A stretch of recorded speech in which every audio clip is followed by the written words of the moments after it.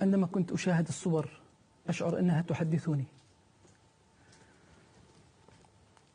كنت أشعر بالقهر والذل الذي يعانوه وتحملوه لسنوات داخل الزنازين والمعتقلات السورية.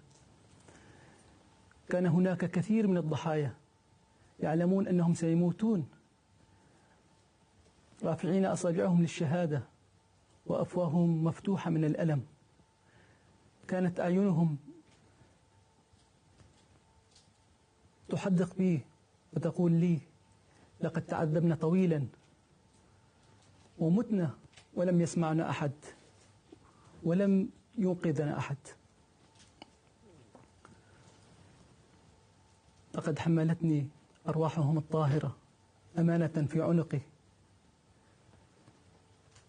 أن أوصل آهاتهم ومعاناتهم إلى العالم الحر، وأن أكون شاهدا أمام الله وأمام الإنسانية على مصيرهم المؤلم.